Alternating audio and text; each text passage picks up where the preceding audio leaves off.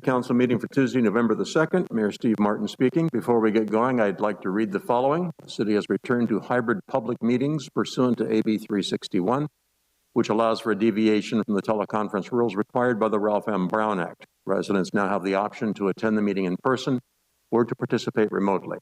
For those attending in person, the council chamber will be at limited capacity to allow for compliance with the social distancing recommendations of the state and county health departments. Masks will be required for all individuals in the council chamber. If maximum capacity is met in council chamber, additional attendees will be asked to participate in the meeting via the remote options listed below. To participate remotely, residents can listen to the meeting live on the radio at 12:30 a.m. or live stream the meeting at www.prcity.com/YouTube and call in at 805-865-7276 to provide public comment via phone. The phone line will open just prior to the start of the meeting and remain open throughout the meeting to ensure the opportunity to comment on each item heard by the council. Written public comments can be submitted via email to cityclerk@prcity.com prior to 12 noon on the day of the council meeting to be posted as an addendum to the agenda. If submitting written comments in advance of the meeting, please note the agenda item by number or name. City council meetings will be live streamed during the meeting and also available to play later on YouTube by accessing the following link, www.prcity.com/YouTube. And with that, I'll call the meeting to order and ask for a roll call, please. Councilmember Garcia. Here. Councilmember Gregory. Here. Councilmember Hammond. Here. Councilmember Strong. Present. Mayor Martin. And I'm here.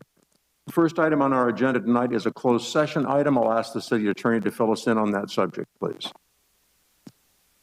Thank you, Mr. Mayor. We'll be going into closed session this evening for one item. It's conference with legal counsel regarding anticipated litigation. It is initiation of litigation pursuant to Government Code Section 54956.9, subsection D4. And the parties that the city is engaged in this matter with are Paso Robles Kia, otherwise known as Stewart Hendricks, and Otmar Thomas Family Trust, FDBA, San Luis Bay Motors. Thank you. We'll go to public comment on the closed session matter. Is there anyone online waiting to speak? No, sir. Thank you. Is there anyone in the room that'd like to speak to the closed session issue? Seeing no one come forward, I'll close public comment on that item. And if there's no objection, we will recess to closed session.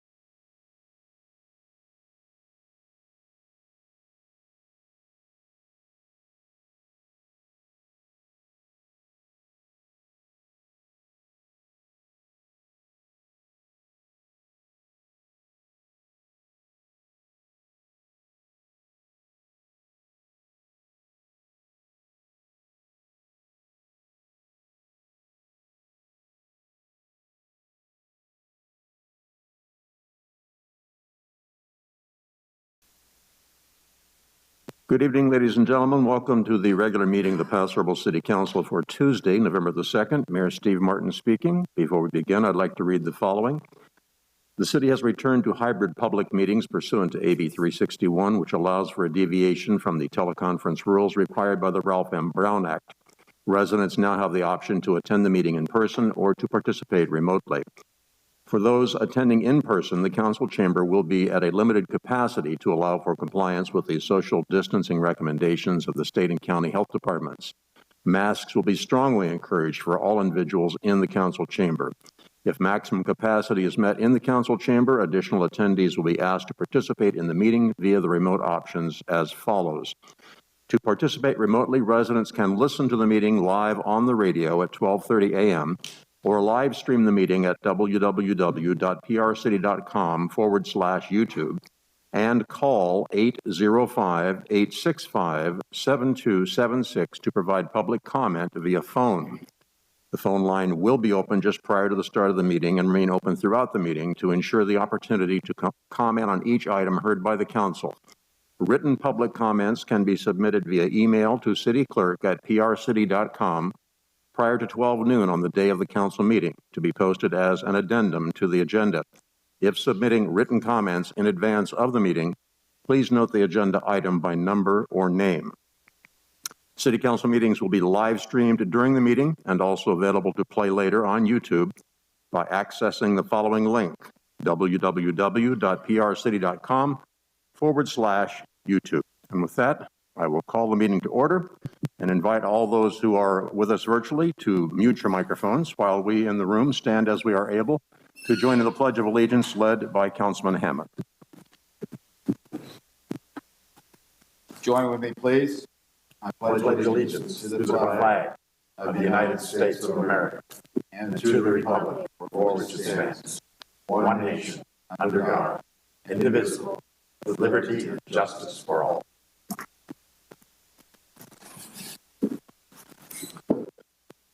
For our invocation tonight, we have scheduled Reverend Barbara Miller. Barbara, are you joining us by telephone tonight?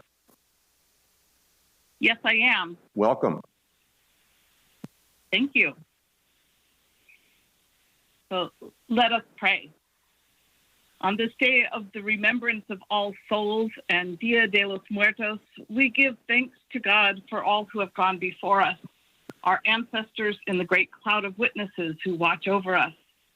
And we pray to our loving, life-giving, and liberating God, who is source of wisdom and understanding, to be present this evening with the city council members and staff and the people of Paso Robles who meet to discuss and make decisions for our city. Teach us in all things to seek your guidance, to perceive what is right at this time for the people of Paso Robles, and grant us all the courage to pursue it and the grace to accomplish it. Amen. Amen. May we have a roll call, please? Councilmember Garcia, Here. Councilmember Gregory, Here. Councilmember Hammond, Here. Councilmember Strong, Here. Mayor Martin. Here. We have our staff members and I'm sure committee members stretched far and wide, some with us here physically tonight, some of them waiting on the telephone to participate in the meeting. I'd like to do staff introductions by starting with those in the room. We'll go around the room and then we'll invite people who are with us virtually to introduce themselves also. So on my right, please. Yes, Warren Frace, Community Development Director. With me tonight is David Athley, the City Engineer, and Jessica Ferguson, our Administrative Assistant. Melissa Boyer, City Clerk, joined by Shauna Howenstein, Civic Engagement Coordinator. And Paul Sloan, Economic Development Manager.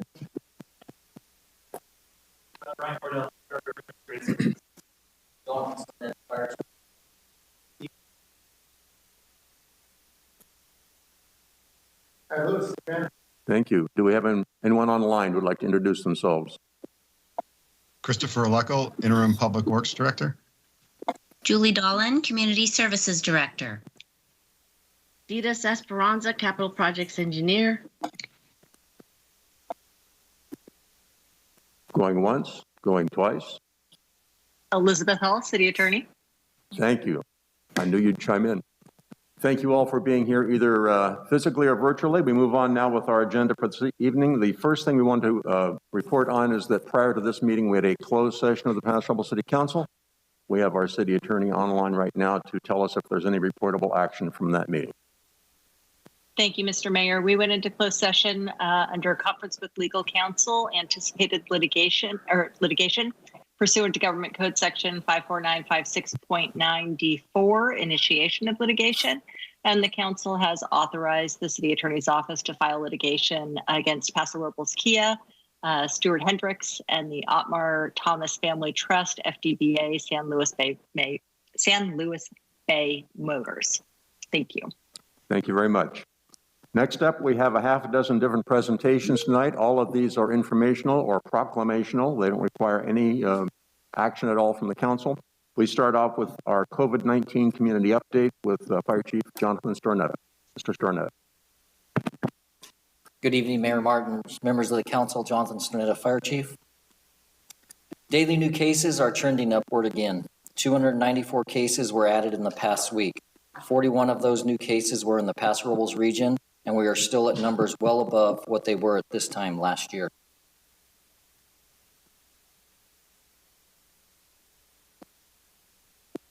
Last council meeting, I reported a weekly average of 39 cases per day in San Luis Obispo County. As of today, our 7-day average has increased to 42 cases per day. San Luis Obispo County remains at a very high risk for those that are unvaccinated. As of today, 25 people are hospitalized. This is more than doubled from my last report, and 6 are in the ICU. This has doubled since my last report. These numbers are up substantially if you compare the numbers from just over 2 weeks ago when 10 people were hospitalized and 2 were in the ICU. 77.7% of all cases are SLO County residents that are fully vaccinated. 82.7% of all hospitalizations are those who are not fully vaccinated. And 75.3% of all deaths in SLO County are those who are not fully vaccinated. The county reported today that there have been 6 more COVID-related deaths ranging in age from their 50s to their 90s. In San Luis Obispo County, 66.4% of the eligible population is fully vaccinated. This is an increase of 1% since my last report. 73.1% of the eligible population has received at least 1 dose of the vaccine, which is an increase of 1.2%, and 26.9% remain unvaccinated, which is a decrease of 1.2%. 59% of the eligible population in the 93446 region are now fully vaccinated, and this is an increase of 2.5%. On September 1st, 2021, as I reported last time at City Council meeting, the County San Luis Obispo health officer issued a health officer order requiring face coverings in all indoor public places. The mandate applies to all people, both vaccinated and unvaccinated. Dr. Bornstein established criteria to lifting the indoor masking requirements, and that criteria included that San Luis Obispo County must reach the moderate yellow, so the yellow tier of COVID-19 transmission, as defined by the Center for Disease, CDC. Additionally, COVID-19 hospitalizations in the county need to remain low and stable, and total hospital capacity, it would be sufficient to meet the needs of all patients. At the last council meeting, we were in the substantial orange tier, and as you can see from the slide there, we're at 95.72, and as of today, we are now back in the high transmission tier, so an increase to 155.77 cases per 100,000 people. In anticipation of the rainy weather and needing to resume normal public health department functions at the Paso Robles Public Health Clinic, vaccines and testing will be available at the Paso Robles train station at 800 Pine Street beginning tomorrow. Future models are still predicting that daily case counts will continue to increase. The upward trend is attributed to those gathering for the holidays and those staying indoors from the inclement weather. Last week, the FDA authorized the emergency use of the Pfizer COVID-19 vaccine to include children 5 through 11 years of age. The Pfizer vaccine for children for 5 through 11 is administered as a 2-dose primary series, and they're done 3 weeks apart. But it's a lower dose, as the standard dose for those 5 to 11 is 10 micrograms, and those for 12 and older is 30 micrograms. That concludes my report, and I'm happy to answer any questions you might have. Thank you. Once again, this is informational. Questions or comments from council? Mr. Strong? Yes, thank you, Mr. Mayor. Chief, wondering on places that are reported as deaths from COVID, do any of those involve underlying conditions as well? And are those underlying conditions ever stated as the cause of death? I am unsure on that. I'd have to reach out to the public health director for that. Okay, thank you. Any other comments from council? I see no one's in line electronically. Correct me if I'm wrong. Is there anyone in the room who would like to comment on this report? Seeing no one, we'll close comment on that. Thank you, Mr. Stornetto. We move on to item number 2, which will require you to stay where you are, I believe. Item number 2 is our Law Enforcement Records and Support Personnel Day proclamation. Whereas Paso Robles Police Department and all law enforcement agencies throughout the state depend upon law enforcement records and support personnel to provide them with vital services. And whereas the Paso Robles Police Department Records Bureau and support personnel are crucial to helping law enforcement agencies identify, pursue, capture, and process suspected lawbreakers. Whereas these professionals continually use their expertise and experience to assist in tracking felons, maintaining criminal statistics, and improving apprehension strategies. Whereas the Paso Robles Police Department Records Bureau staff entered thousands of documents into the records management system, processed multiple subpoenas as court liaison, and provided live scan services to hundreds of citizens. Whereas it is important to recognize California's law enforcement records and support personnel for their valuable contributions to our law enforcement system.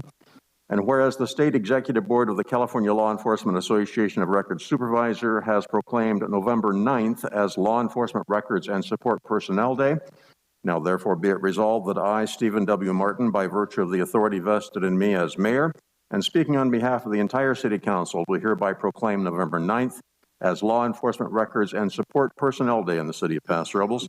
We extend our gratitude to the Paso Robles Police Department Records Bureau staff and support personnel for their dedicated service to our community, their diligence, and their commitment to keeping our city and citizens safe. With that, happy to present that to our law enforcement people.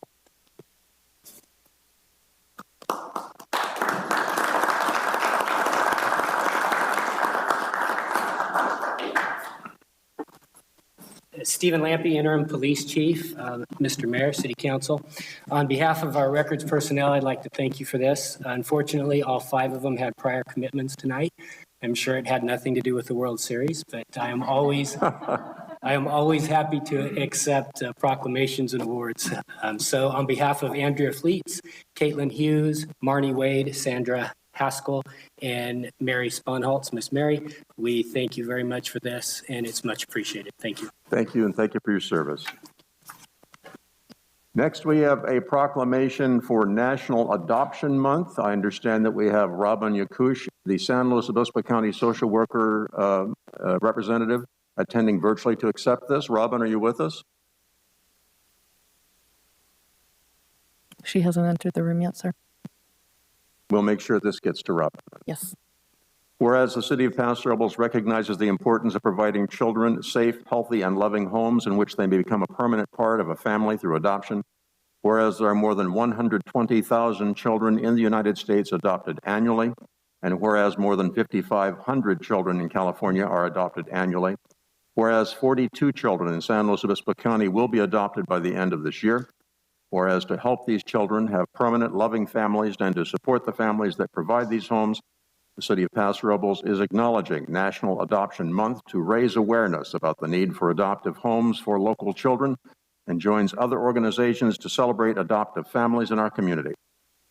Whereas this effort, along with similar celebrations in all 50 states and the District of Columbia, will offer children the chance to live with loving, healthy, permanent families when they cannot live with their birth families, and will encourage other dedicated individuals to make a powerful difference in the lives of a child through adoption.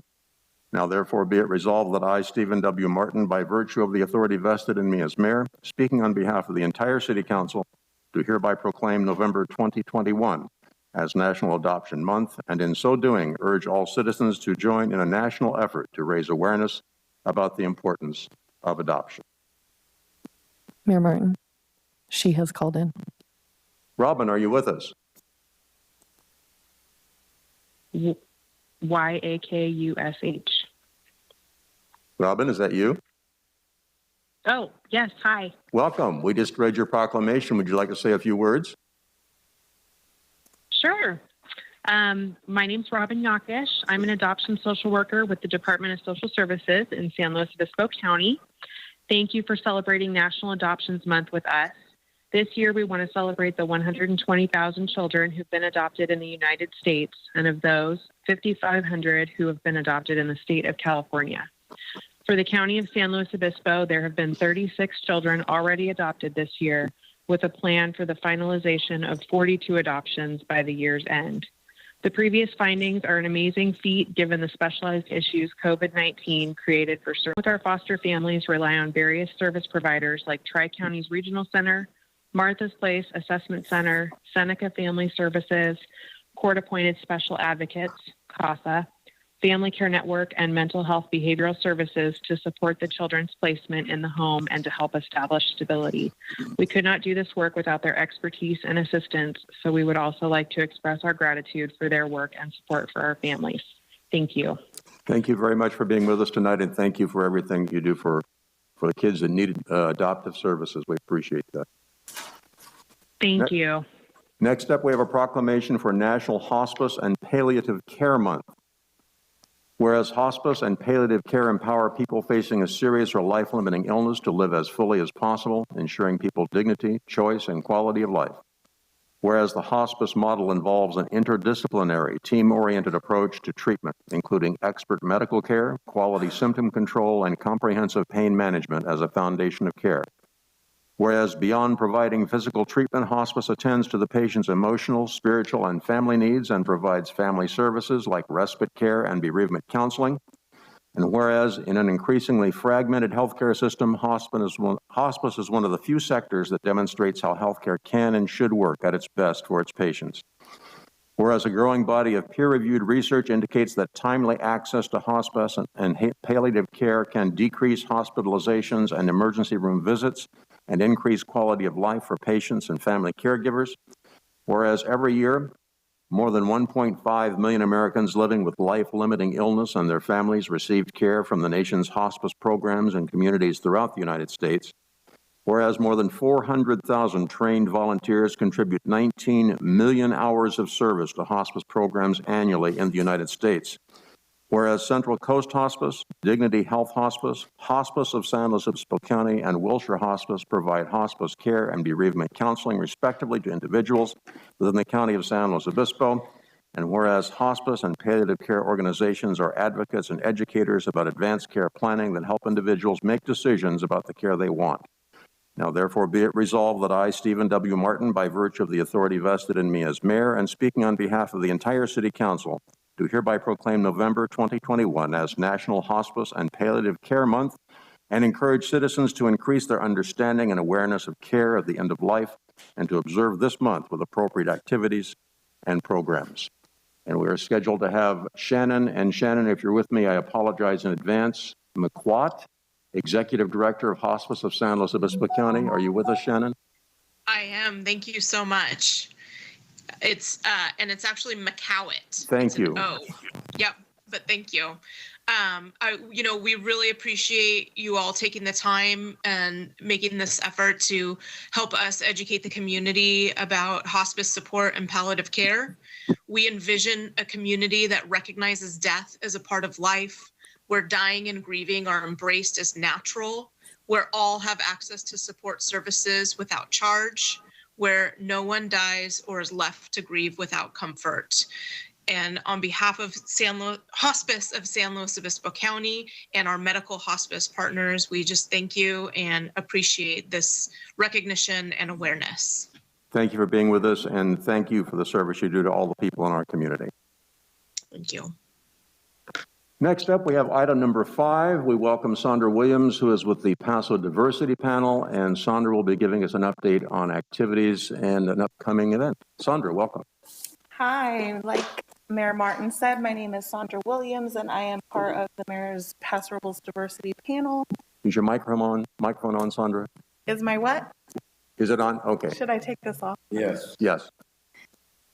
Like Mayor Martin said, my name is Sandra Williams, and I am representing the Paso Robles Diversity Panel, and we are organizing a town hall unity workshop talking about solutions in our community. I don't know if you guys know, but there's a lot of division amongst the residents of Paso Robles. There's a lot of hot topics surrounding diversity and lots of controversial things. And to be honest, I've been to a lot of these meetings and I've heard some really amazing stories about our community and really highlighting the work that we can do in our community and the opportunity that's here.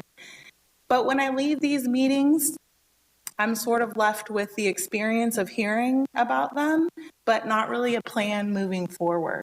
And so this type of workshop is going to be focused on bringing us back together in a manner that recognizes that we have work to be done, but includes all types of people and backgrounds. You can go to the next slide. I don't think I have the... Is it moved up at all? Or does it show the whole? Okay. So this is our flyer here. You might see it around being advertised. We're calling it a Town Hall Unity Workshop, a road back together. This will be held at Paso Robles High School in the Bearcat Hall. We will have people out front kind of leading you in as you come. It will be on November 17th from 6 to 8 p.m. It's open to the public. It's going to be a 2-hour discussion. And this is an opportunity to brainstorm ways to bring us back together, to make an inclusive space for all of the people of Paso Robles. There will be 8 round tables with a lead moderator at every table, and we will have an event moderator at presenting to everyone.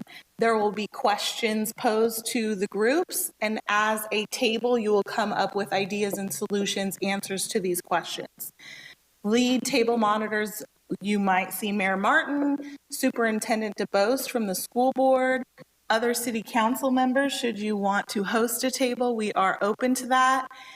The chamber, maybe the Hispanic Business Association. We have Dr. Lopez, who probably will not be attending this event. However, she is providing a representative for Spanish-speaking tables.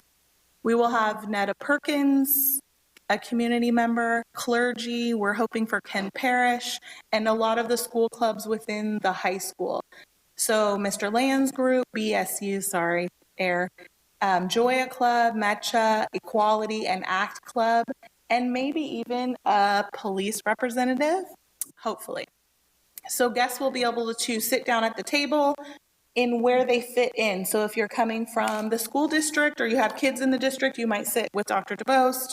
If you are a member of the community, you might sit with Mayor Martin's table and really come up with some solid solutions. Okay, go to the next.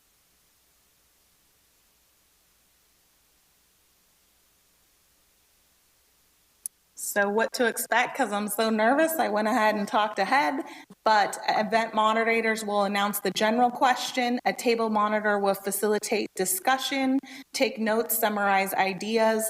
At the end, we will have an opportunity to have those ideas posted to the wall. The lead moderator will go over some of the highlighted things that we came up with. And at break, the diversity panel will highlight the papers, and you guys are welcome to walk around and look at them. And then we'll have an announcement on follow-up meetings, future plans, and projects. You could go ahead. Yeah.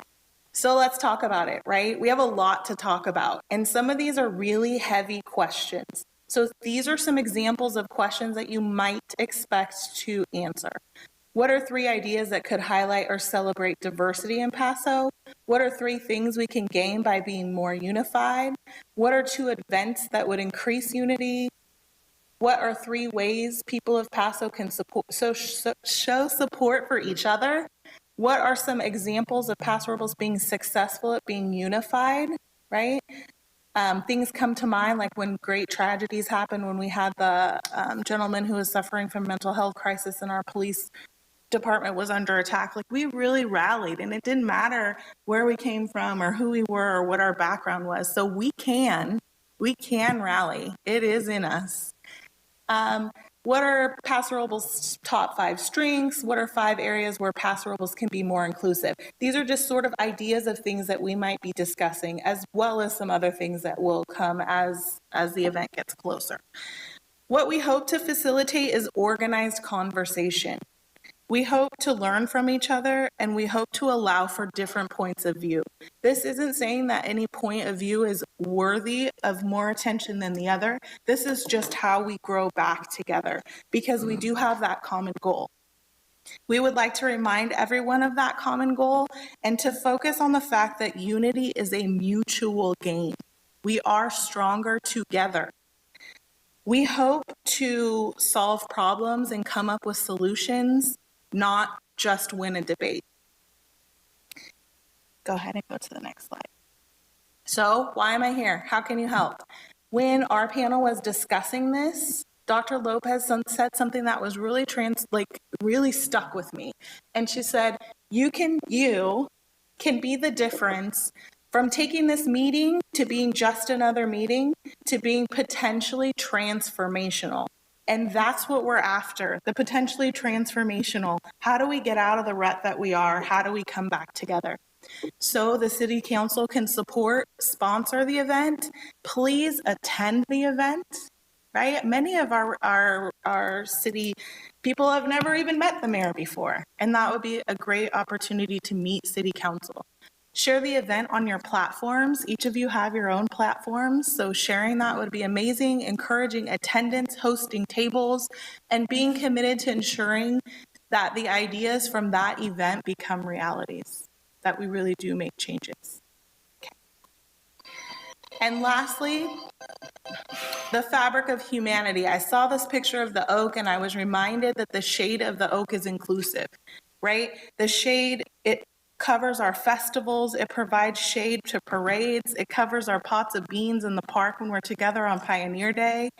It shades our vineyard workers when they're harvesting and they need a lunch break. It shades our Bearcats when they're on halftime taking a rest. It shades our kids while they play in the park. It shades our wine festival guests and our families. It shades our officers and our fire station. And it's always inclusive. Questions? Any questions for Sandra? Excellent. Right. I would like to make a comment, and I wish you nothing but the absolute best, and I hope that you are very successful in this. As the author of the first civil rights bill introduced in the Congress in the 20th century, I am very much interested in this topic. And also, one of the things we tried to do to encourage the fact that people saw each other on a better basis was we created some legislation, which I participated in also, called the Peace Corps.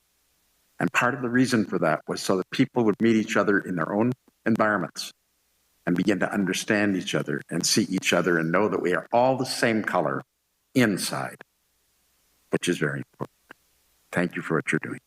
That is very important. Thank you for your work, and it is vast, and we have a lot of room to improve here. Yeah. Okay, thank you very much. Thank you. I see no one waiting online for a comment. Again, this is informational, no action required. Mr. Guston, did you have a comment? Dale Guston, 945 Spring Street. I sure do.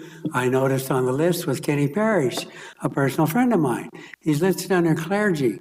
But you also need to know that Kenny Parrish was our first and only Black councilman in this city. And I attended many of those meetings where he spoke. And he is a clergyman as well. And Kenny and I are good friends. I'd like to say, though, that I think Paso Robles is far ahead of a lot of other communities on accomplishing good unity on diversity. And the reason I can say that is UC Berkeley did a study of the segregation issue in the entire United States. Only 2 areas came out fully segregated. And one was Boulder Water, Colorado, and the other was San Luis Obispo, Paso Robles. And but we still can't slack off. I think this is a good step in making sure that we continue to make progress in that area. Thank you. Welcome. My name is Linda George, and lipstick and these things don't go well together. I know you guys have been bombarded in your email box by myself, and I think that what I want to add to Sandra is that I'm a transplant from the Bay Area and the East Bay, and I moved here simply because my extended family lives here. There's a gym that's named after my Uncle Ted in San Ynez. The Apodaca's are my dad's family. We're one of 10 on my mom's, one of 12 on my dad's. So I moved here, and I just want to say my biggest concern is not just the reaction of citizens to citizens, but also reaction to the way that the governmental officials speak with the citizens. We all are the same color inside, okay? People perceive me as Hispanic, I'm Native American. So we all get judged by the color of our skin, which is something that I was never raised going to Abraham Lincoln High School in San Jose. So I'm born and raised in San Jose, raised my son in the East Bay, worked for the state for 30 years. And I am a strong believer that ethics matter. Okay, I am not the perfect person. Nobody is in this room, but ethics matter. If you guys promise the citizens something, then it should be followed up. And I walked into, I feel like the Twilight Zone here. I worked downtown Oakland for 19 years, downtown Oakland. And never have I felt so unwelcome in a city. I actually painstakingly asked my son not to come here again. Okay, and he's not even dark-skinned Mexican. So I just want to say that diversity matters, ethics matter. I see there's been papers posted about the fear of diversity in the city. This county as a whole, it's not just here. So I hope in the future, I'm going to save any public comments for another day. But I just wanted to stop by and say that because I'm surprised I came on a day that you guys are actually going to address this, and I really hope you do. I really do, from the bottom of my heart. Okay, because this is the Twilight Zone for me.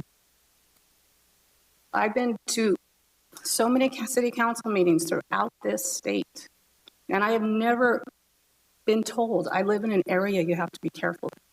So I don't see it that way, but I do hope that you guys respond to her request, because I think that'll solve a lot of problems in the city.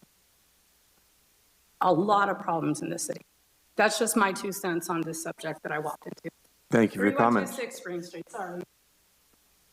Is there anyone else who'd like to speak?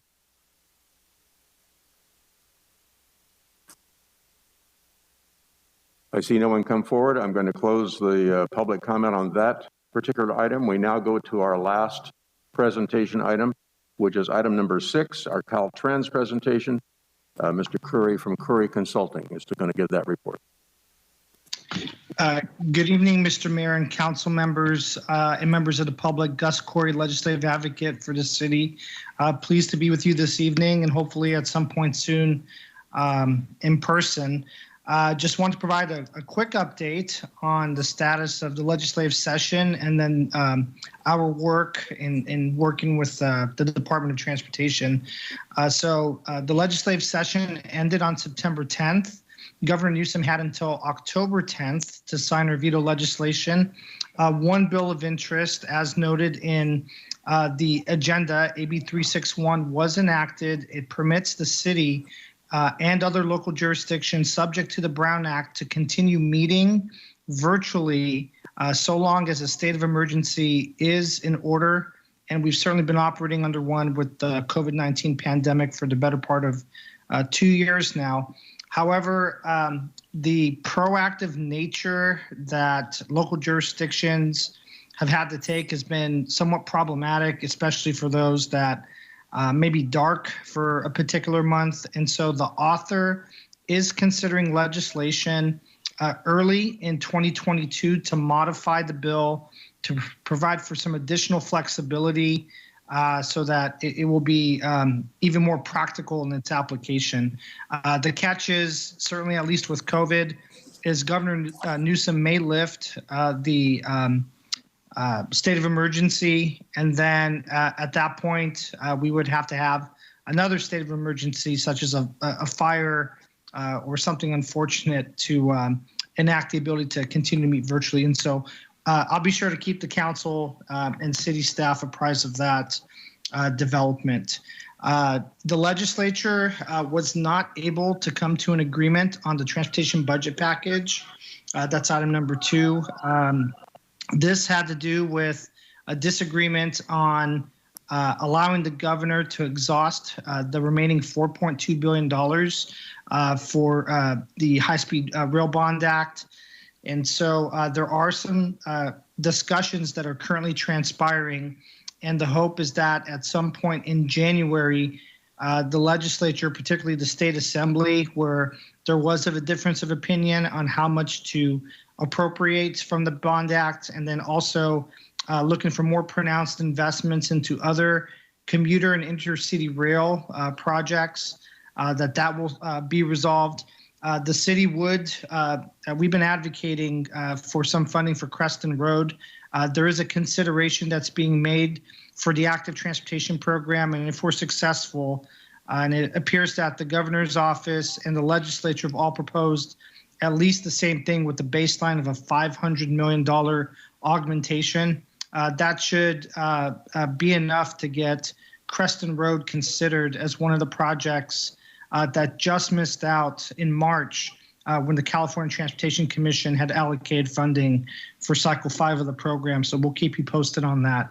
And then lastly, Mr. Mayor and council members, but not least, we are working tirelessly with Caltrans District 5 to try to get our ducks in a row, specifically with respect to our pre-construction activities. Public Works staff has been working diligently with District 5. We've also been working with our legislative delegation and with the California Transportation Commission in the development of guidelines for the Senate Bill 1 competitive programs in order to try to get some funding to implement our vision of creating parallel routes along the State Route 46 corridor in order to improve safety, congestion management, and air quality as well. And we've been making quite an impression on the Transportation Commission. There is interest by commissioners and staff. There's a lot of new commissioners, even since we had some come down last January, that are interested in coming down for a tour to get more familiar. But CTC staff is trying to think of some creative solutions in order to help augment our efforts. So I'll stop right there, Mr. Mayor, and I'm happy to answer any questions that you or council members may have. Thank you so much. Thank you. Again, a presentation item, no action is required. Any comments or questions from council? Mr. Hammond? Yes, thank you, Mr. Mayor. Gus, a couple things. The overpass at Union Road heading toward the airport, and also the off-ramp on 101 heading north to go to Fresno. We're seeing queues on that 101 corridor that is just getting almost backed up to 13th Street, seems like at times. Is there any movement or any kind of plan to, on Caltrans' part, to plan something for remedial help there, or do you have any knowledge at all of that area? Yeah, thank you, Councilmember, for the question. And I'll also invite City Manager Lewis to chime in on this as well. But so one of the things, and we've approached Senator Laird's office about this, is looking at the transportation budget package as an opportunity, is hopefully, and this is a vision that Caltrans has, is to create that overcrossing along State Route 46. And so in the meantime, we're also trying to pursue some temporary solutions as well. We're still sorting through those, but we've definitely made the argument, and it's resonated about just the congestion, and then the higher than state average, ratio of deaths and collisions. And while there's been a lot of progress made to the east, the department is now looking westward, as we've been imploring them to do for the last couple of years. And so there is some momentum on that front, and we're still trying to sort through a couple options, and we're just waiting on some of the data to coalesce before we act upon a game plan. Okay. All right, Gus. Thank you for the help on that. Councilman Strong? Yes, just to make a comment on that, SLOCOG has all of those things on its list, and some of them have not been funded yet. but additional funding for the overcrossing is on the agenda for December. Thank you. Any other council comment? I see no one waiting on the line online. Make a comment. Mr. Guston is back with us.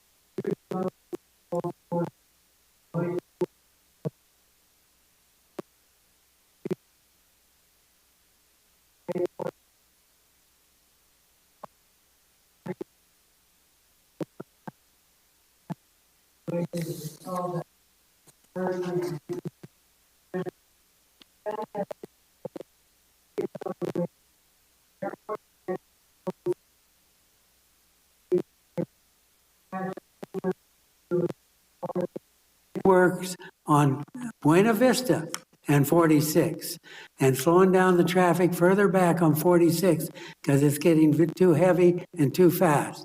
And I think that whole thing needs to be reevaluated with all the developments that's going in on Airport Road. Thank you, sir. Is there anyone else from the room that'd like to comment? David Athey has his hand raised in the virtual room. Mr. Athey, would you like to comment? Yes, thank you, Mayor Martin. This is David Athey, City Engineer. I just wanted to get back real quick about Councilman Hammond's question regarding northbound off-ramp on 101 heading eastbound on Highway 46. Caltrans has initiated a project document for that. Has selected a new or a preferred alternative for the for that off-ramp, essentially creating a dual lane off-ramp there. So that has been, so they're currently starting the process of creating a new project to increase capacity and reduce the amount of backup on Highway 101. Okay, thanks, David. Appreciate it. If there's no further comment, we'll move on to our next agenda item. We come now to general public comments. This is the time the public may address the council on items within the council's purview, but not scheduled on the agenda. Please begin by stating your name and address. Each person is limited to 3 minutes. Any person or subject requiring more than 3 minutes may be scheduled for a future council meeting or referred to committee or staff. Those persons wishing to speak on any item scheduled on the agenda will be given an opportunity to do so at the time that item is being considered. So with general public comments, welcome back, Mr. Guston. Dale Guston, 945 Spring Street. I just came from a meeting of Thanksgiving for Paso. And Thanksgiving for Paso offers free dinners on Thanksgiving Day to anybody that wants them. And it's all paid for by volunteers and donations. However, we're running short on volunteers. If there's anybody out there that can help with a volunteer, go online to Thanksgiving for Paso and please pick out a spot where you can volunteer because we really need those volunteers. And the COVID thing has pushed us into a little bit different situation, making it a little bit more difficult to get volunteers this year. So please, if you're out there, and don't forget Thanksgiving Day, if you want a free meal, we'll give you one at the Centennial Park between 11 and 2. Thank you. Thank you. Welcome again. Hello. Okay. My name is Linda George, 3126 Spring Street, number 6. I just want to bring up 2 points about the police department, my interactions in the last year. I had a recent interaction with one of the officers, and one of the words that come to my mind is de-escalation. I think de-escalation is the key to the 21st century modern policing. Whether or not we agree with what's coming out of the Capitol, or from Obama's administration, Dr. Weber, Secretary of State, what they're trying to create. I understand what they're trying to create, and it also is a conflict within myself because I don't believe the police department should be left without tools. We have an extensive homeless problem, not just here in the mid-state, but San Francisco. You can look on YouTube, Gotham by the Bay. They have fentanyl addicts just laying on the streets. I understand that we have a homeless problem also. I understand that they can be a nuisance. We've got dealers and the violent offenders that Gavin Newsom has let out have entered our encampments. So we have dealers in there and we have drug addicts. So there were two words that stuck with me in dealing with the police department directly, which was, my son only got 2 measly misdemeanors and he's just an addict. I think that point of view, I understand, because when I drive around, I see addicts also. However, there are people who have rough patches in life. There are people who have been sick most of their lives. There are people who have mental conditions. My only contention here is that instead of creating an issue, we need to de-escalate. For instance, when I was trying to assist my son, because I had the license plate, the registration on my truck, he got pulled over. It was my bad. I had an officer come up to me and threaten to arrest me because I was impeding in a traffic stop. Okay, I'm trying to explain to that officer, that's not de-escalation. He threatened to arrest me. So I just hope and contend you guys have hopefully my other comments that I submitted. They're open to the public for review, but I think that should be the key. And I don't want to make a formal tally of what people say about the inclusive diversity issue, but I hope that when each officer approaches somebody, that they understand that we are all human as well as they are. And that when they pull us over, or there doesn't need to be 10 for a traffic stop. Okay, my son was frozen. He texted me, come help me. Okay, so I literally had to tell my son, please do not come see mom anymore. Because I cannot trust the police department to not tase him, punch him, knock him down. He had a rough patch, he had COVID, he almost died. That's 3 minutes, ma'am. Can you summarize? And I am done. So now he is well, and I do hope that in the future that my son could come visit, no matter what his name is and what he went through. So I don't want to bombard your email boxes anymore. I will just be a participant, and I hope to help with the homeless people statewide. Thank you for your comments. Yes, sir. Good evening, Mayor and council members. My name is Alan Dockstader, 914 Riata Court. I'm also a standing member of Paso del Softball organization, and I hold the vice president position at this point. And I am one of the remaining original members that started this group since the city gave it up to bid and then gave it to us. I'm here to discuss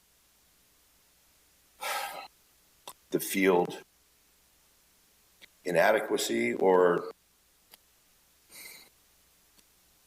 I'm not sure if degradation is the word, but it's in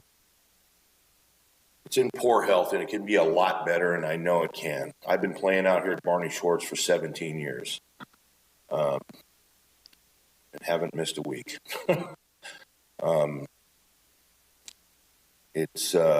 We've time and time again, we have run into roadblocks.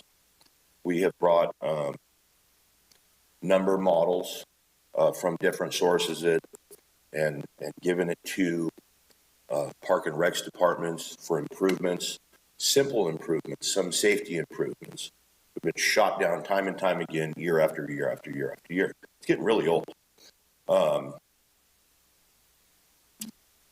I was kind of hoping to, because we didn't actually make the agenda this one, we were going to probably push about 500 people into this discussion that were going to show up. But because we didn't make the agenda, they did not. I'm hoping there's several on public comment on the phone. But I chose to make it a point to show up tonight in person and at least put my 2 cents worth in, and hopefully we can get it moving in the right direction. We put money numbers in the previous years for field rejuvenation. These fields are basically not the best in 4 counties anymore, and they were for a long time. And we've done what we've been able to do with what we have. And we can only do so much because we keep hitting roadblocks every single time. Since the fix, we couldn't use one field for a week, and the city, not included, dumped a bunch of sand on it and spread it out. I'm not sure if there's been two, but I know there's been one broken leg, one busted nose, and several sprains because of it. We're trying to rectify that as best we can with what we have. And it's a little hard because what we need to do is either add a substantial amount of clay to help pack it to where it belongs, or we need to have a company come in and rip the top 4 to 6 inches off and put new clay mix on the field. That's 3 minutes, sir. Could you summarize? I appreciate that. Thank you very much for letting me stay. Thank you for raising that concern. I do appreciate it. I hope to make the agenda for next month. Thank you. Is there anyone else who would like to make a general public comment? I see no one online. So we're going to close general public comment, bring it back to the front. No real questions asked, but I know that the conversation regarding the situation at Barney Shores Park has reached my ears, and I assume the ears of other council people. I'm wondering, Mr. City Manager, if you or one of those staff members would like to give us an update on that situation. You bet. I'm happy to, Mr. Mayor and Council. So as council is aware, there was council comments at the end of our last meeting that directed staff to make this a priority to look into the conditions of the fields. Happy to report that council is scheduled for 221 sessions out at Barney Shores Park to understand the situation. You should all have calendar invites by now to get out there with staff to be able to look at the field conditions firsthand, understand the processes in which the fields are maintained, and the needed services.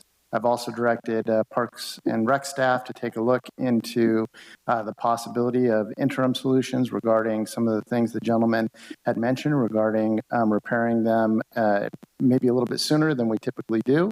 I will echo that as part of this whole evaluation process, one thing that the community needs to be aware of is that our current process for infield maintenance between games is left to volunteerism, which in years past the city used to do and no longer does because we don't have the staff, nor are we charging the appropriate fees to be able to do cost recovery on those. That's not to say that the city isn't aware of it and working on plans to do that. But our first step is to bring council out there, let you see the conditions firsthand, and then we plan on bringing the item back before council at the very next meeting for further discussion with some solutions to bring back to the council and to the community. Thank you. I'm sorry, did you hear all that? Because I know that you were out. I did. I really say that city does drag for us. Gotcha.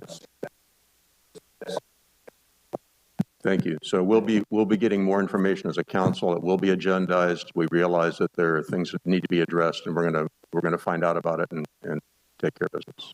So thank you for being here. Mayor Martin, Yeah, Mr. Gregory. could I ask Ty a question? So Ty, are we going to bring this back at the November 18th meeting? Your Honor, that it'll be either the last meeting at November 18th meeting, or depending on what staff is working on and presenting on, it may be the very first meeting in December. But one of those two meetings, we will bring it back before council as was promised. Thank you. Sure. Okay, very good. Thank you. We're going to move on now. I'll ask City Manager if we have any agenda items to be deferred tonight.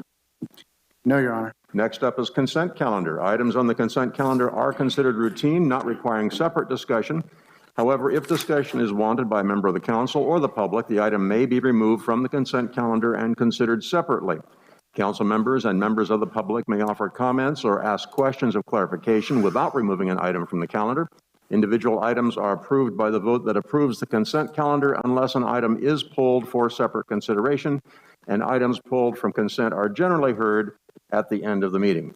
That being said, do I have any questions or items to be withdrawn on the behest of any council member? Mr. Gregory. Yeah, Item 11, I just wanted to see, I'm happy to see that on our agenda tonight. Can I have a brief review from David Athy on that, or whoever's in charge of that, or is it Warrant? So Councilman Gregory has asked Mr. Athley if he could give us a précis of item number 11, which is the acceptance of final trap map for track 3160 Beechwood specific plan. Can you give us that in a minute or less, David? Yes, Mr. Mayor. David Athy, City Engineer. So this is the final map for track 3160. It establishes what we call the large lot. So there are multiple landowners within this specific plan area, and they are all carving out their piece of the project. Those lots, those large lots, will be further broken down in subsequent tentative maps, which will come to your, which will actually come to the Planning Commission for review and approval. And so this is the first step in the construction of the homes in this specific plan area. It's really exciting, and we're glad to see that they're moving forward with their track map. And with that, I'd be happy to answer any questions. Any further questions, Councilman Gregory? Any other questions from the rest of the council on any item or any items to be withdrawn? No? We'll go to the public. Mr. Guston. Yeah, Dale Guston, 945. I'd just like a brief explanation on 13 of how we're doing on those treasurer's report for those 3 months. I don't want the full report. Thank you. So could we get a real brief, how are we doing on our investment portfolio? Mr. Cornell. Good evening, Mr. Mayor, City Council. Ryan Cornell, the Director of Administrative Services. Our investment portfolio is actually doing quite well despite the pandemic of COVID-19. Our treasuries, which tends to be the largest portfolio investment and instrument, is considerably below market, but it's kind of a mechanism of security versus yield. So overall, our investments are in compliance with all of the legal requirements. Very good. Thank you, sir. Any further comments or questions from the community? I'm looking at my electronic list. I don't see anyone waiting in line online. We'll close public comment on the consent calendar and back to a council. Mr. Gregory. Mr. Martin, Mayor Martin, sorry. I'd like to approve items 7 through 13 on the consent agenda. Second by Strong. I have a motion by Councilman Gregory, second by Councilman Strong. Without further discussion, roll call vote, please. Councilmember Gregory. Aye. Councilmember Hammond. Aye, and with the exception of 12, I'm voting no on that. Councilmember Garcia. Aye. Councilmember Strong. Aye. Mayor Martin. Aye. Motion passes 5-0 with the exception of item number 12, which has Councilman Hammond dissenting. Mr. Mayor, I'd like to make a motion. Or yes, like Mr. comment. Hammond. Now's the time for comment. On item 11, actually, I really wanted to make a comment on this, that it's been a long time coming. Really, this is great news that we have a final map and that this project can now get off the ground. It's going to create a lot of housing that is badly needed in Paso Robles.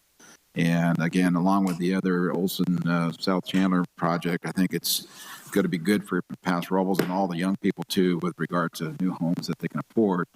So well done to that group. Plow on, I hope. Okay. And the other thing I was going to mention on 12, I voted no on that because of the fact annexations that we're talking about here, I fully support the project.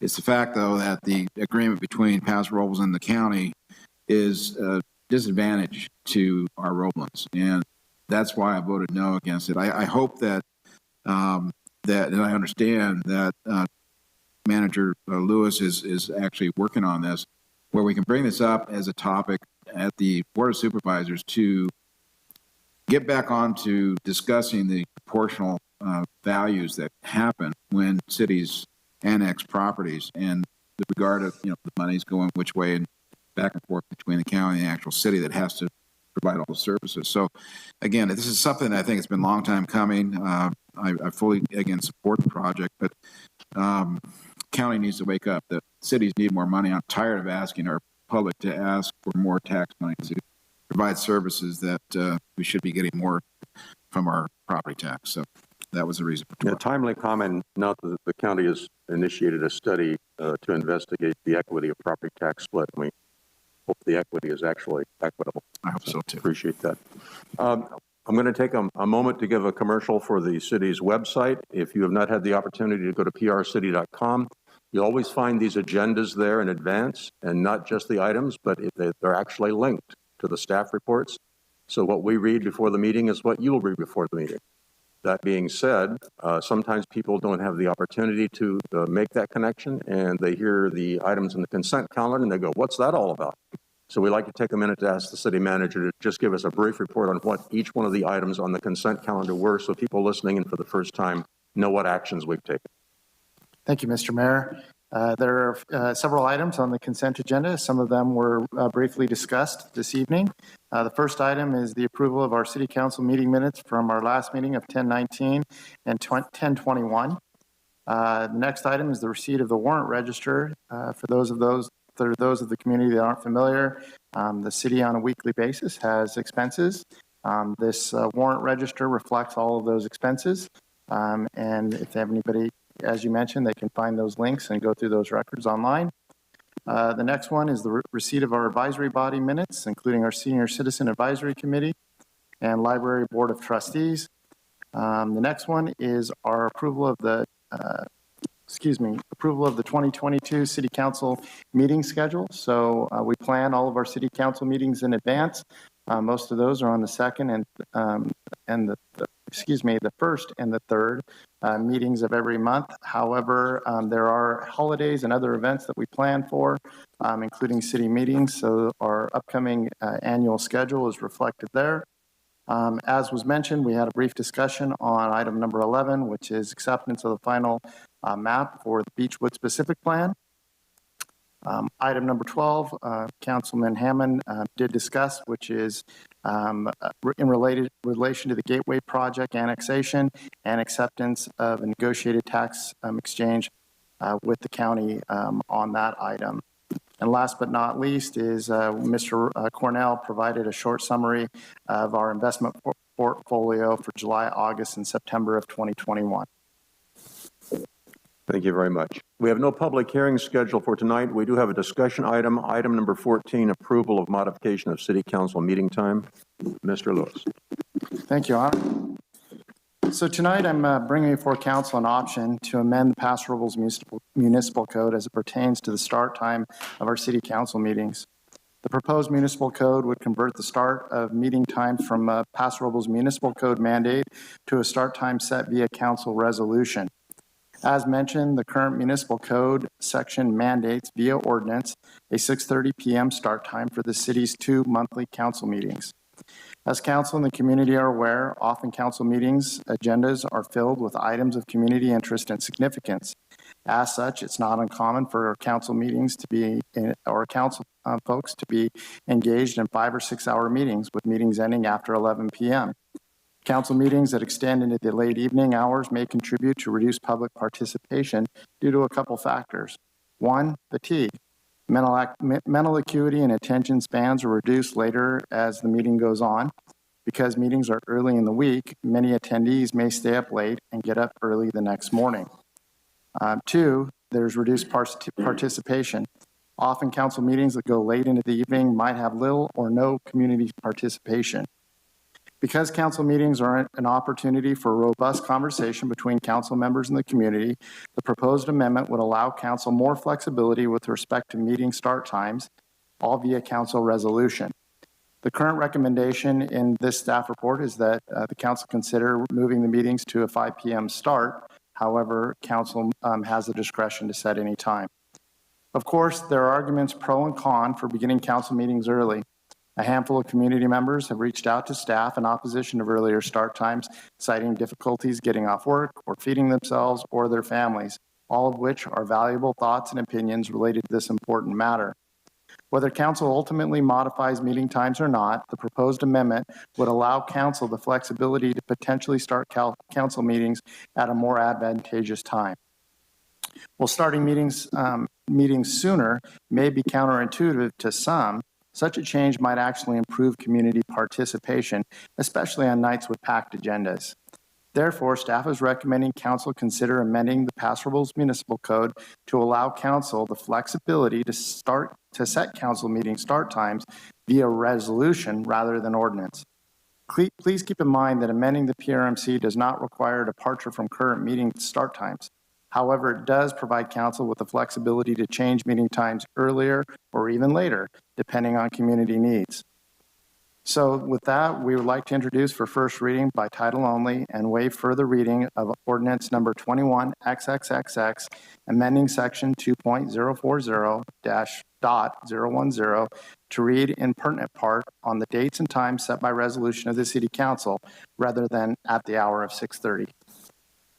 That, I'm happy to answer any questions. So I just want to clarify and make sure I understand this, and by virtue of me understanding it, hopefully more people understanding it. What we're talking about tonight, the decision we're talking about tonight, is not to change the time of the meeting. We're talking about the way we set the time of the meeting. That's correct, Your Honor. So currently, I mean, the two big ways that the council makes rules is by ordinances and by resolutions. And ordinances sort of hardwire things into the municipal code. It makes it very difficult to be flexible and change those things. Resolutions can be passed on any given evening by the City Council, they are more flexible than ordinances are. So what we're talking about tonight, and the reason I stress this is because I received email on this. What we're doing here tonight is not changing the time of the council meeting, but we're talking about changing the way we set the time of the council meeting. Now, if the council says, yes, we don't want the meeting set in an ordinance, we want it set by resolution, then that's the change that would be made in the municipal code. The actual time of the meeting, if it were to be changed, would have to come back at a later meeting and be changed by resolution. Is that all correct? Yes, Your Honor. So tonight would be to begin the process of amending the Paso Robles Municipal Code.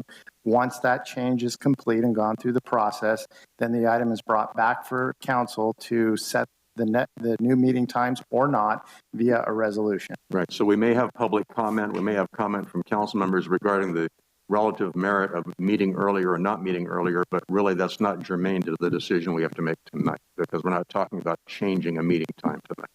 That's correct. Thank you. Council comments. Mr. Strong. Yes, Mr. Mayor. I'm reading attachment 2, which is resolution 21XXX, and the second whereas is the City Council desires to set the start time for regular meetings of the City Council to 5 p.m. And then I'm reading the section 2 under be it resolved, the regular meetings of the City Council of the City of Paso Robles shall be held on the first and third Tuesdays of each month at the hour of 5 p.m. Tell me we're not trying to change the time. That doesn't make sense. Not what the actual resolution says so. Mr. Lewis. Yes, so Your Honor, the resolution before you is obviously a catalyst for a conversation. Should the council accept that resolution to move forward with a new start time, then it wouldn't be effective until the ordinance is amended. However, once the ordinance is amended, the council has the option to adopt a resolution to set the start time at any time that they would like. I understand. I'll make sure that Mr. Chong is adamant in his belief that this is not the action we're being asked to take tonight. All right, the action we're asked to take tonight is how we set it, not when it is going to be set for. The option tonight is for council to amend the Paso Robles Municipal Code to be able to set the start time by resolution. Should council want to take it a step further tonight and establish a start time via the resolution, then we would bring that back once the council has So the second portion, that would be direction to staff to bring a resolution back. Correct. We don't have a resolution to pass tonight. Maybe I can have the city attorney weigh in on this since she prepared the resolution. Sure, City Manager. So before you tonight is the ordinance. We have attached to the staff report the draft of the resolution. You can set the time for whenever you'd like. You won't be actually acting upon that resolution until the second reading. So if you approve the ordinance tonight for first reading, it'll come back on your next meeting for second reading, and then it'll be effective 30 days after. Either at the same time that you do the second reading or sometime within the next 30 days, we would bring back a resolution to establish the time via the resolution. And you'll make that decision at the time. What's before you today is just a draft for your information as to something that you'll see in the future. Tonight, your only question is, do you want to change the municipal code to no longer set the meetings by ordinance and have them set by resolution. Strong. Yes, Mr. Mayor, this just seems to be incrementally moving us toward 5 p.m. And I say that because one thing is that an ordinance is something everybody can rely on what's in it and what's the law. Resolution can be changed at any time and is effective almost immediately. And that leaves the entire city in doubt, meeting to meeting, as to what the time is going to be, depending upon the current mood of the council. I think it's a bad resolution. Before we and a offer bad solutions and change of the opinions, ordinance. let's go through the regular process. Mr. Gregory. Yeah, Elizabeth, just one question on the resolution. Is it appropriate to discuss items in the resolution tonight after we come back to the council for discussion? Sure. If you want to give the city manager direction as to what time or other parts of that resolution that you'd like to discuss, so he brings back a resolution to you in the future that addresses your desires, that would be appropriate during discussion, yes. And my second question has to do with closed session. Does that need to be mentioned in this document as well? That's to change those times? So we could. It doesn't currently address it. The resolution could set a separate time for closed session meetings to start an hour earlier or something like that. Or we could call them as special meetings, or your closed session could start at whatever time you set in the resolution. We could address it any way that works for the council. We would just want to call it out the resolution so that people have notice as to what time everything would start. Okay, and then I'll save my comments for the conversation time. Thank you. Councilman Hammond. Yeah, question for Elizabeth. Elizabeth, why then was this originally set into an ordinance? Just because it was at the time? I mean, what's the reasoning to use an ordinance tool versus a resolution tool to do this kind of a set time situation? So the ordinance appears in the municipal code. So if someone wanted to go and check the municipal code to find out what time the meeting is set, then it would be there because it was set by ordinance. A resolution does not appear in the municipal code. It has been set by ordinance, for a really long time. I can go back and check for you. I don't know exactly when you did. The government code provides that it can be set by resolution or by ordinance. So you can do it either way under the law. Right. I can't speak as to why you did many moons ago decide to start with the ordinance, other than it would be in the muni code. Well, again, in my thought, again, we need to have a date and time certain here, but that's how we do it is kind of important, I guess, legally, ordinance versus resolution. So what I'm hearing is resolution then gives us latitude to change it whenever we want if for some circumstances, but ordinance says we will do it on this day, this time. And that's kind of what is the issue here? That's correct. The only difference really from the resolution to the municipal code going forward, or from the ordinance going forward, would be to change the ordinance takes 2 readings and a 30-day delay. A resolution would just be placed on your regular agenda and then would be effective at the next meeting, or whatever time you put in the resolution to make it effective. Got it. So question to Ty Lewis. Can you envision a reason why we'd want to change a start time on a particular day of the month or whatever? I mean, been doing this a long time and I've never really needed or understanding why we have to change a set time. So what's the reasoning for bringing this up at this point in time? So I believe our last ordinance amendment we changed was in 2015. We used to start our meetings at 7:30, some of you might recall. Yeah. And then we moved our meetings to 6:30 to adjust because, again, some of our council meetings were getting longer and changes were needed. Of course, we have the publishing requirements in each of our agendas that gives us the date and time and location for each of our council meetings. And I have to say that when this ordinance was written way back when, there was no internet, there was no city website, there was no communication as you know, in mass that we have the capability of doing now. So by doing this now, yes, staff is proposing a change to the time of the meetings to make them more accessible. for the community by not allowing them. But one of the provisions that's been discussed is whether or not the council wants to make this a permanent change. So there will be the opportunity to set by resolution a time period to evaluate whether this worked for the community or not. And if it didn't, then it wouldn't require going back and amending the municipal code again to revert or find a different time that worked for council. So understanding that there's a balance with home life for our community, as well as our council members' positions, as well as staff time, and trying to find that balance. And that's where the resolution provides flexibility for council.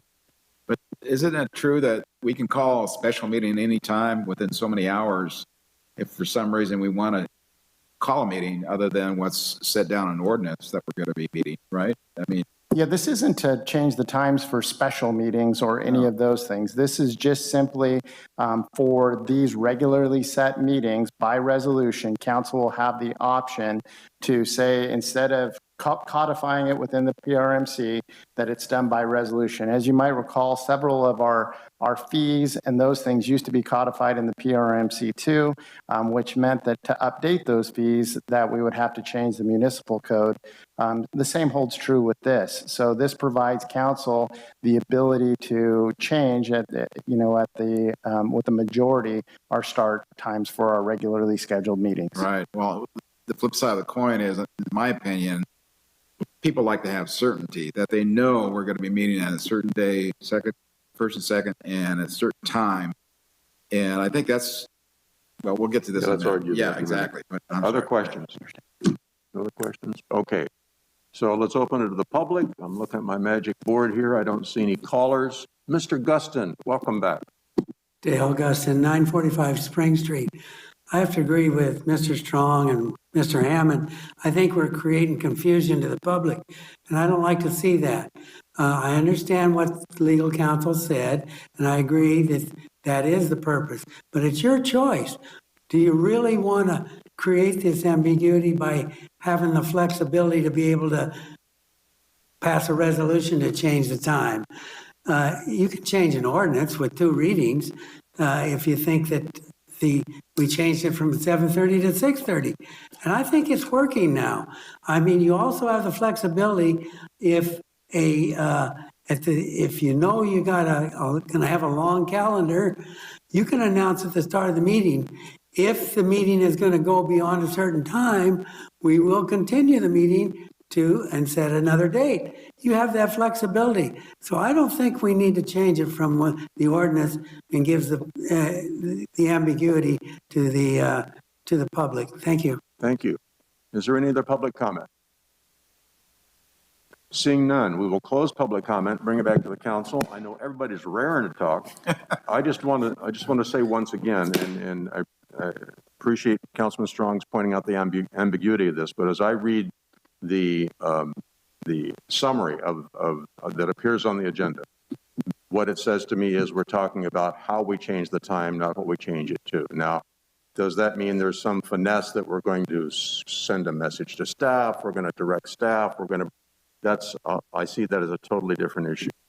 As far as my position on the issue of how we change meeting times, with all due respect to the staff that put time into this and the other people that have worked on it, I don't see that we've had a problem so far. I think that, yes, we have some meetings that run late. Some meetings run kind of short the way they are tonight. But I do think that, this is not a problem in search of a solution. And I think that it's probably going to cause more heartburn and more confusion than it's going to solve problems with. Mr. Strong. Thank you, Mr. Mayor. And you've put it very well. It's working now. Moving to 6:30 made some sense because 7:30 was a pretty late start for the kind of length of our agendas as they were going. Putting it any earlier than that, I mean, if you want to move it back, I guess we could. We could do that by ordinance too. But that doesn't seem to make sense. I don't think anybody's going to want to move it back any later, any earlier, and we start making it difficult even on our own staff.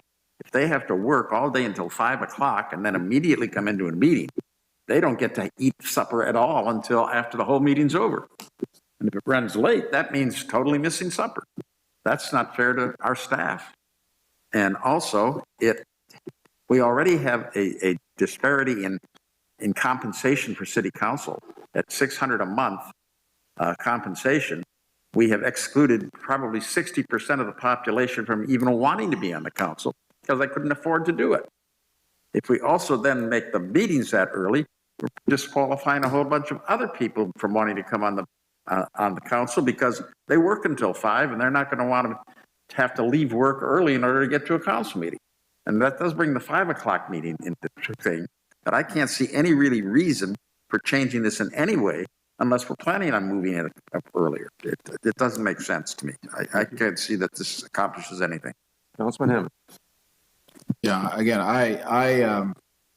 I don't see a reason for doing this other than the fact that if council wanted to move it forward maybe a half an hour, I think that's what Tascadero City does is 6 o'clock. And then generally, like we say, we have a lot of things that we do in the front of our meetings that doesn't really get into the meat of a council meeting until 6:30. So that's what I'm not too worried about moving it a half hour just to 6. But still, people who work and got to get things done. The other thing too is KPRL. I don't know if that radio system can do that and start us at an earlier time or not.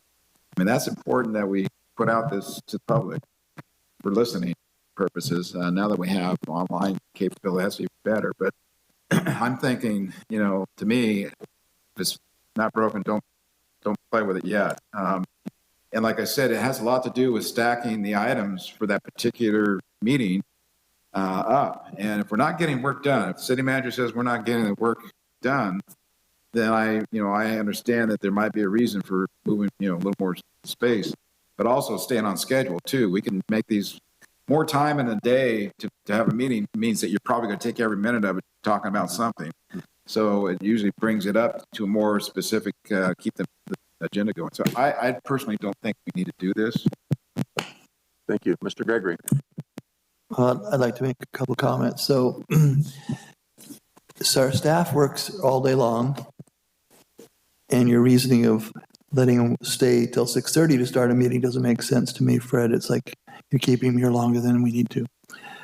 So I want to talk about something a little bit different than we're all headed. First of all, we would need to talk about whether we're going to keep it as an ordinance or make it a resolution. That's number one. Every single meeting, I timed it tonight. It took 35 minutes for the Pledge of Allegiance, introduction of staff, all the presentations. So what Councilman Hammond mentioned about Atascadero, that's not a bad thing to me, because if people want to get here for the meeting, the meat and potatoes of the meeting are going to start at 6:30 if you move it to 6. That doesn't bother me. We already moved this from 7:30 to 6:30. So it's the process that's really important. The other thing that I want to mention that's really important to myself, and it may be to all of you, is I want time in our closed sessions. I do not like being compressed up against our night meetings. When we have a heavy load on the night meetings, we need to be focused on our meetings. And I think it's imperative that we change the date of our closed sessions to be not on the date of the council meetings. Either that or we do it after the meetings, but not beforehand. When we have big items coming before us that are critical for decision making, we need to focus on that and not legalese on a whole bunch of other items right before. And quite frankly, I think if we moved it a half hour forward to 6 o'clock and we moved our closed session to once a month or at another time, I think it's really important, because it is convenient for us to have it on the same night, but I don't like having to think about closed session items when I have decisions that I'm not conflicted by to talk about. So anyway, that's my 2 cents worth. I like the 6 o'clock item because that gives us a half hour to get all through the procession. I call it the procession. And at 6:30, we can start talking about the meat and potatoes. So that's where I like it. And then I think whether we go ordinance or resolution, it's a matter of 30 days. That's it. But question legally, can we set a closed session at a different time than the regular meeting? I think that's a question for the attorney. Elizabeth, did you hear that question? Sorry, yeah, sorry, I was on mute. We can set a closed session time, certainly. We would do that in the ordinance or the resolution. Or if you wanted to do your closed sessions at a different time, we can always call them as a special meeting. We can do it either way. Okay. So we get the flexibility. So closed sessions can be special meetings. And Yes. we can make that on a regular basis. It's a special meeting we have on a regular basis. Correct? Well, if we're gonna have it at the exact same time, I would suggest we set it as a council meeting time in the ordinance. If we're going to do it on more of an ad hoc basis, like, oh, we've got 10 things on the closed session agenda, let's set a special meeting for, next Tuesday at 2 or next Tuesday at 5. And so that we give ourselves enough time, we would do that as a special meeting. Okay, thank you. Maria? Yes, sir. Thank you. I was going to actually say everything that Mr. Gregory said about the timing, about the pre-session.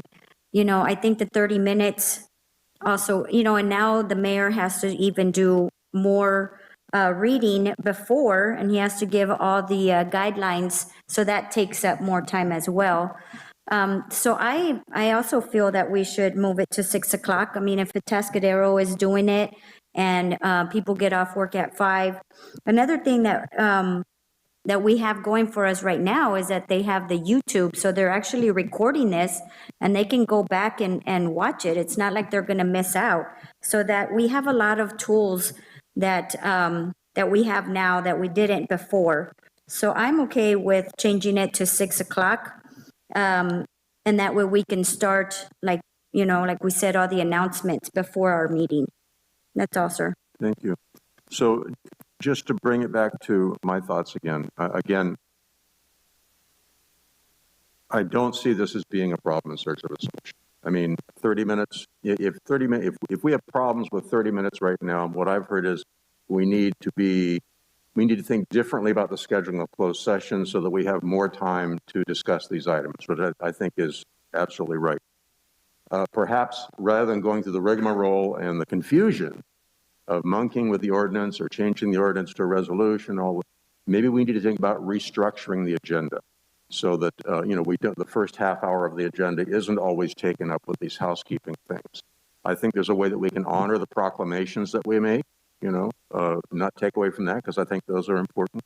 But I think there are probably ways to restructure that agenda so that even if we remain meeting starting at 6:30, we make more efficient use of the time that we have in this room with the business that's coming before us. I'm just really concerned that even just among us tonight, the conversation we've had is confusing about, are we changing the way we do it? Are we changing the time? I think we've got two decisions in front of us right now. Do we want to change the way we set meeting times for council meetings? Do we want to change it from ordinance to resolution? The plus side of that is, well, it's easier to do it by resolution. Consequentially, it's also the downside of that argument because it can be used gratuitously and become very confusing for the public. So for myself, I think it needs to stay in the ordinance. The second question is, do we want to change the actual times of the meetings? If we're going to consider doing that, I think that rather than give that direction tonight, I think that if the majority of the council wants to change the meeting times, that we need to agenda that discussion as a separate item. So the community has the opportunity to weigh in on that and think about that. I've already received some email. I'm sure we're going to receive more. So how we do it and when we're going to meet, two different questions. And my personal opinion is leave it in the ordinance, and then let's look at working outside of the box and restructuring our meeting closed session schedules and restructuring the agenda to make the most use of our time when we're meeting.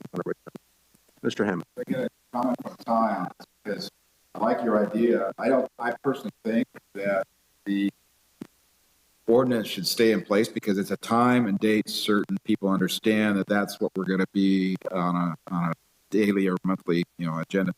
So that I don't think is a problem to leave as is. But if we want to discuss maybe again the reason for moving it forward, and the quality time, you might say, and if it fits within everybody else's purview to do this, 6 o'clock I think would be something we could try. I guess we can schedule our next meetings ahead of time at 6 o'clock. Can't we to start without changing the ordinance at this point? Okay, so then it would have to be then through a motion that we're going to then change our ordinance to reflect a 6 startup instead of a 6:30. And I guess what I'm trying to get at is, what if we don't like it? Then we have to revert the ordinance back, right? So Councilmember Hammond, if I can suggest, yes. could schedule the next meeting or two as special meetings at 6 o'clock without revising the ordinance to give it a try for a few times and see if you like it. And then if you do, you could tell us to bring back an ordinance. If you don't, then we'll go back to the 6:30 timeframe. But we could schedule a special meetings. Thank you, Elizabeth. That's what I asked earlier about the special meeting provision. I thought we could do that. But I mean, just as a trial basis, basically. And, I think, again, keeping a date time certain is really, really critical to the public to know that it's going to happen. Having it flexible is not a good thing. Councilman Gregory. So I'm going to try to simplify this for everybody. Good luck. So I think we don't take any action at this point because it leaves the ordinance in place.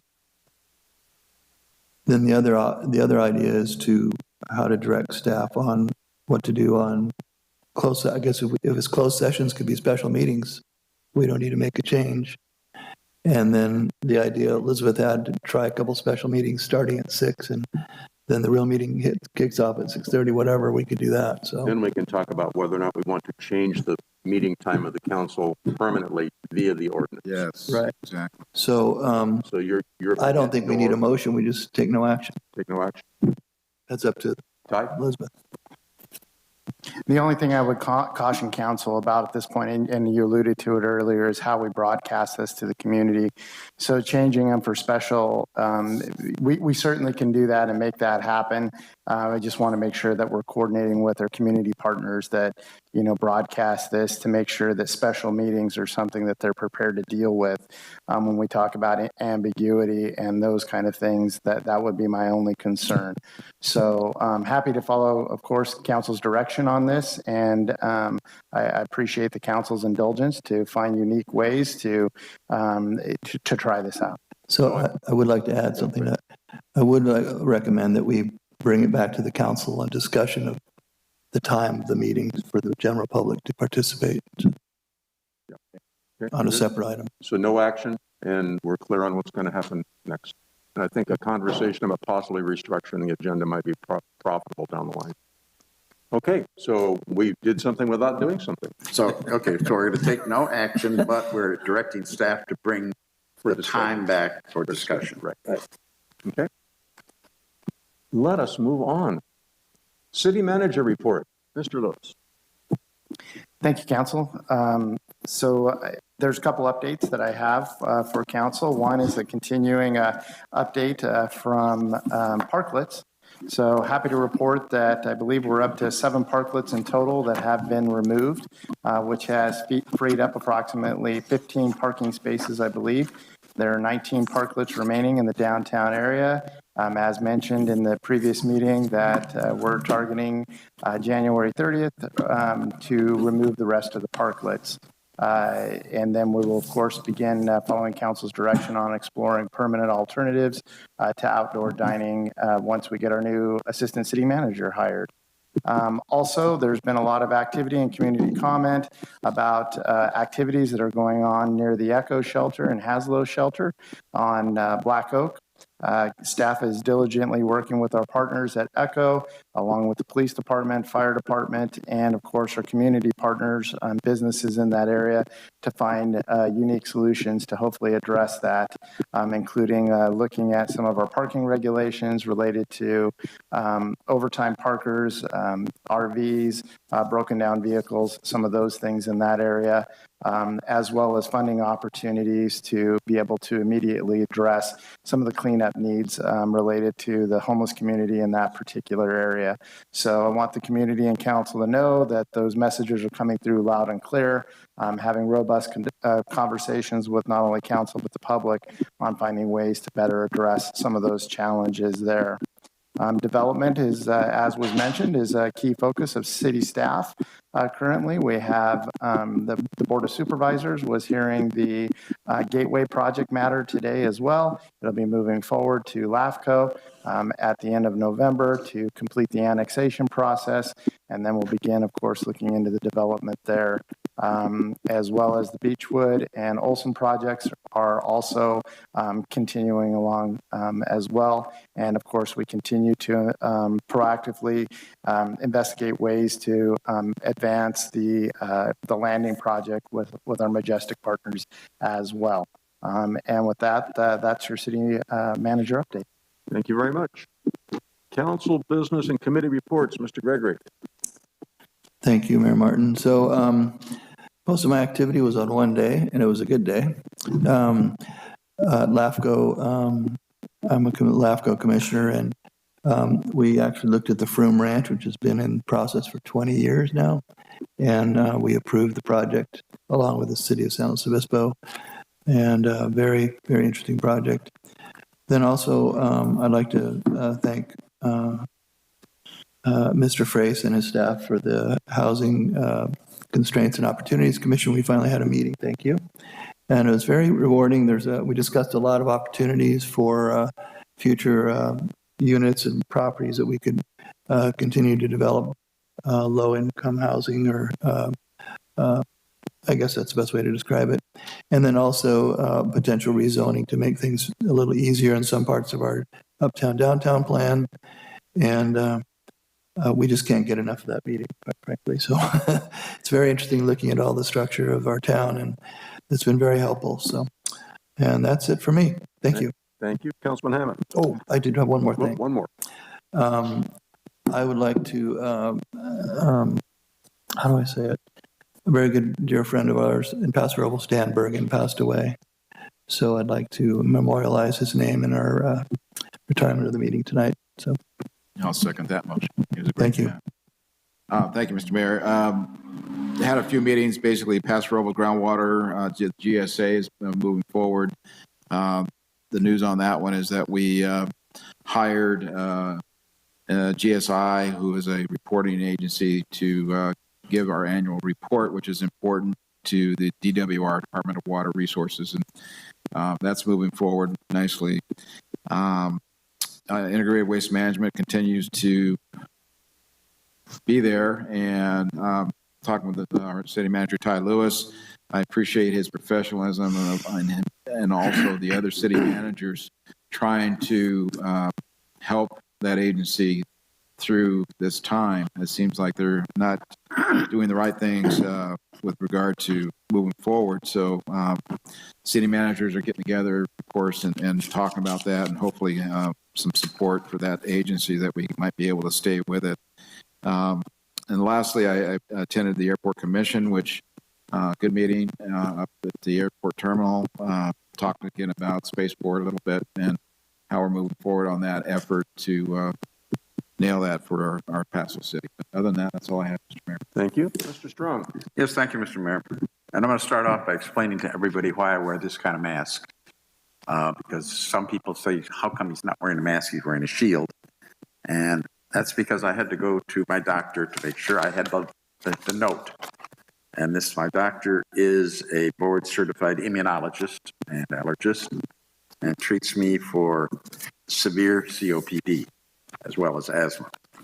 And for those reasons, I do have difficulty breathing. I cannot wear the regular standard type of mask. And this is the type of mask that they said, if I'm going to wear anything at all, this would be the thing to wear. But to wear nothing as frequently as possible. So that's what I do, so I can continue to breathe adequately. Other than that, I only had one meeting since our last meeting. That was with the Pacific Surfliner Board of Directors, LOSAN is its official name. And we're improving services greatly. On-time performance is improving. We're resuming another trip here to Paso Robles, or to San Luis Obispo County, down to San Luis Obispo.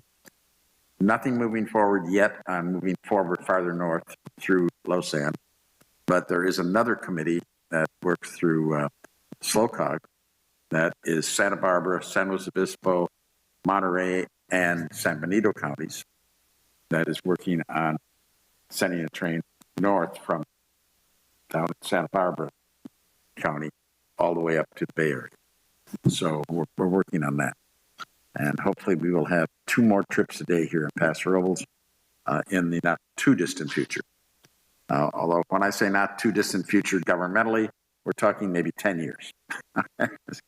So let's be realistic about how government works. And right now, that's it. The rest of the week, I'm loaded with meetings, but I'll report those that are our next meeting. Very good. Thank you. Councilman Garcia. Yes, sir. Thank you, Mayor. I didn't really attend any meetings, but I did meet with some stakeholders in the community. There is a new group with the school. They're doing outreach still about the closure of an elementary school. So they've asked me to sit on their committee meeting, and so I've been talking to them.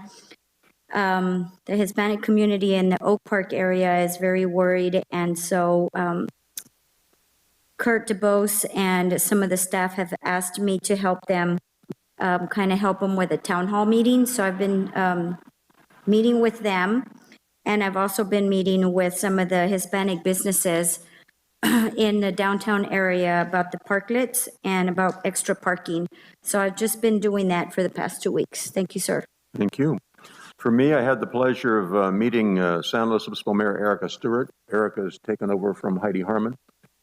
Very aware of both county situations and North County situations. Very impressed. Had a very good meeting with her. Look forward to working with her in the future. I attended 2 Homeless Services Oversight Committee meetings, and just to report, everybody in the county is having similar frustrations to us and trying to meet the needs of the homeless and at the same time mitigate the negative impacts that sometimes accompany homelessness. And so the process goes on as we try to manage this the situation countywide. Met with our Housing Constraints and Opportunities Committee, met with our Paso Robles Diversity Panel several times. A reminder that their town hall meeting is going to be November the 17th, 6 to 8 p.m. at Bearcat Hall. Going to be a very positive event, I think, and I'm looking forward to seeing people there. Also attended the meeting with Councilman Hammond at the airport. We had the pleasure of meeting Stu Witt, who was the founder of the Mojave Spaceport. I think he said that was the first spaceport in the country. Is that correct? Yeah, it's the one he's done. Yeah. And an amazing man with amazing experience, and had some really good thoughts and suggestions for us. And I got an email from him the next day as he was headed home saying, my brain was just swimming with ideas for Paso Robles. So it was a pleasure to meet him and experience his excitement. I met with Jennifer Gaviola from a Paso Robles School District. We talked about a student recognitions program from the city. We're working on that. Also talked about the possibility of sometime down the road initiating an internship program for high school students who want to learn more about city functions, which reminded me several years ago when I attended the League of California Cities conference, and I'm going to forget which city it was, but I'll find out. They actually had a program called Summer in the City. And over the summer, they would have several high school students shadow department workers and learn their function and learn what they do as part of city government, which I thought would be very, very positive for our local students. I attended online a California Cities Leadership Workshop. I met with several businesses down on 24th Street who have concerns about negative impacts of homelessness in that area. I've reported that to our city manager, and he's working with staff to try to come up with some mitigation measures for that. Again, it's a very difficult situation, but we're going to redouble efforts and try to make life a little bit better in that neck of woods in our city. I had the pleasure of attending Wake Up Paso, the Chamber's breakfast meeting online with our Economic Development Director, Paul Sloan. Guess what we talked about? Spaceport. That went over pretty well. With Councilman Hammond, I attended the groundbreaking ceremonies for the Arrive Apartments on Creston Road. That's going to be a welcome addition to our housing inventory here in the city of Paso Robles. I attended online our liaison meeting with Paso Robles Schools and Cuesta College. We do that every month. Had a phone conversation with Assemblyman Cunningham. Assemblyman Cunningham was at our mayor's luncheon here a couple of weeks ago in Atascadero, where I brought up Spaceport, and he wanted to learn more about that. So we had a long phone conversation about it. He's very excited about the potential that it has for northern San Luis Obispo County and offered us help in moving that process forward, and also possibly locating some resources for developing broadband service, because broadband is going to be integral to any economic development, but particularly a spaceport development. So that was very encouraging. And then today I was on our local radio station's Sound Off program on KPRL, and that went very smoothly. And that's a short summary of my activities. Upcoming events, City Council special meeting Wednesday, November 3rd, 1 p.m. Public workshop, planning for the future of library services, will be Wednesday, November 3rd at 6 p.m. City Council special meeting Thursday, November 4th at 5 p.m. Senior Citizen Advisory Commission meeting Monday, November 8th at 1:30 p.m. Development Review Committee meeting Monday, November 8th at 3:30 p.m. Parks and Recreation Advisory Committee meeting Monday, November 8th at 4 p.m. Planning Commission meeting Tuesday, November 9th at 6:30 p.m. Downtown Parking Advisory Commission meeting Wednesday, November 9th at 9 a.m. City offices and library will be closed in observance of Veterans Day, Thursday, November the 11th. Development Review Committee meeting will be Monday, November 15th at 3:30 p.m. and City Council regular meeting Tuesday, November 16th at 6:30 p.m. Deadline for submitting items for the regular meeting on the 16th is Wednesday, November the 3rd. With that, Mr. Gregory, would you like to Sure. make a motion to adjourn the meeting? So I'd like to adjourn the meeting tonight in honor of Dan Bergen. He was a great dad, great husband, great friend of ours. He's just a special guy and always friendly. And he's actually very important to the women's golf team at the high school. He was a coach there, and he just, he's like a brother from another mother for me, and we're going to miss him, and I'd like to adjourn in his honor. Thank you. Second that. A motion by Councilman Gregory, second by Councilman Hammond. All those in favor signify by saying aye. Aye. Aye. Opposed? We are adjourned. Thank you, everyone, for your hard work.